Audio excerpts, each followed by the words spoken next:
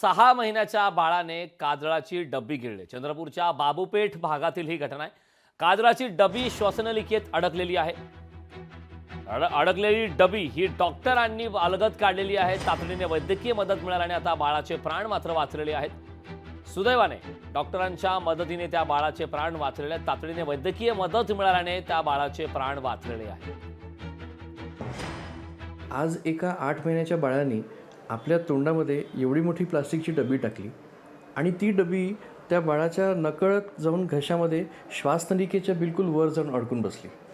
बाळाचं नशीब चांगलं होतं, त्यामुळे त्याचा श्वास बंद पडला नाही आणि ते बाळ दवाखान्यापर्यंत येऊ शकलो। मी ते डबी काढू शकलो आणि बाळ आता सुखरूप आहे। माझं लक्ष होतं त्याला तोंडात टाकताना, तर मी तोंडात गेल्यानंतर बोटाने काढण्याचा प्रयत्न केला। तो माझ्या बोटाच्या वरती याच्या ऐवजी तो बोटाच्या बाहेर गेलं आणि ते तो गिळल्यासारखा केला, त्याच्यामुळे ते आणखीन खाली गड्याकडे गेलं आणि त्याच्यामुळे मला खूप घाबरट वाटलं। आणि माझं नशीब चांगलं की घराजवळ मुलगा राहतो आणि घरी गाडी पण होती। मी लगेच गाडी काढली आणि मग डॉक्टर मनीष मुंदळा सरांकडे धाव घेतला आणि सरांनी लगेच चेक करून त्यांनी माझ्या बाळाचा गळ्यातली डब्बी लगेच काढली।